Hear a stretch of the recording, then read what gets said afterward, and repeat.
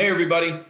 Welcome to 2021's first edition of Hofmann Hot Dog Highlights. This is a new program that we're running, sponsored to you by Hofmann's Hot Dogs. Simply the best handcrafted hot dog since 1879. I'm Chris Mashagna, the youth director of the New York Bass Youth Program. I'm with Mick the Stick Arndt.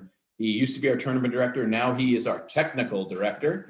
And we have got two of the best high school anglers in the state of New York. We have Rein Golub and we have Matt Pitcher.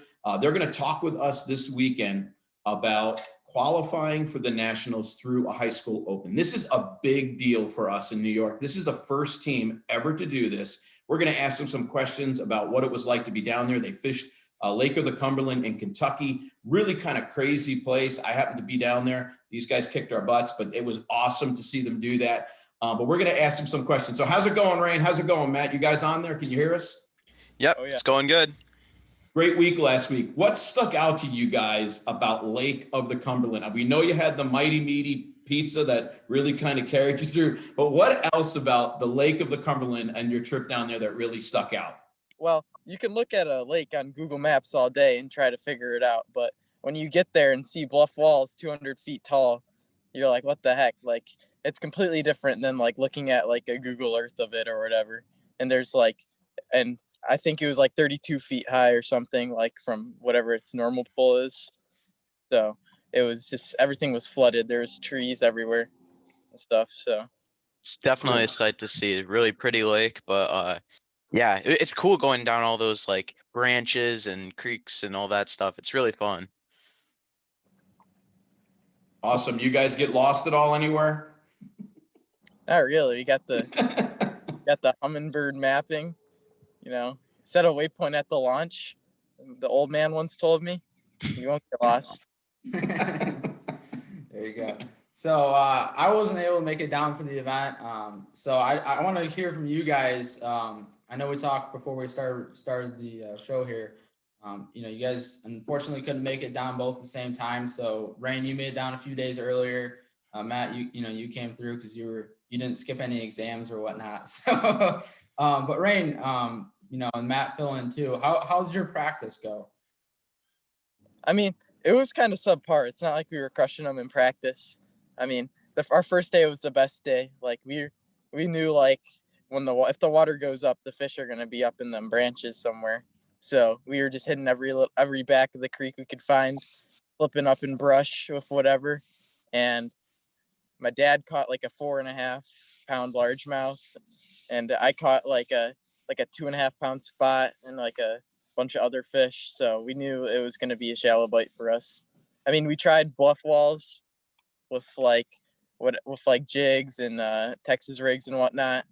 And we only were catching those peanut smallmouth that were like 8 inches that weren't going to help us. So we just decided to go up shallow and just live or die in the shallows.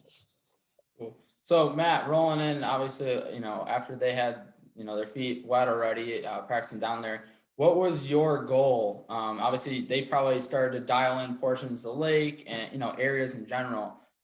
What were you looking to bring to the table when you came in, the last day or two of practice?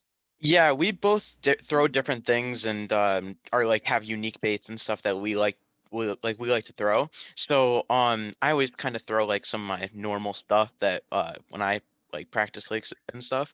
But and of course Rein and his dad also throw probably their unique lures and different things. But yeah, so I just was like thinking probably, I don't know, like throw my normal stuff, see how it goes. Like they already kind of have found some spots those first few days of practice, and we're just looking for other maybe similar like stuff that set up to the way or the good spots that they found.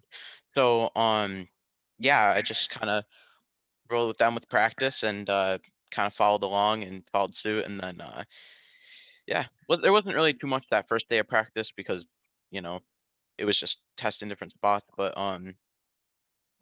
yeah. Cool. So I know one of the big things, one of the highlights from the college event that was the 2 days prior to your guys' event, was the slot limit for the different species. I don't know all the exact details, but I know it was posted, supposed to be one set length for all the species there. And then they weren't able to obtain the right permits. So it kind of changed the game.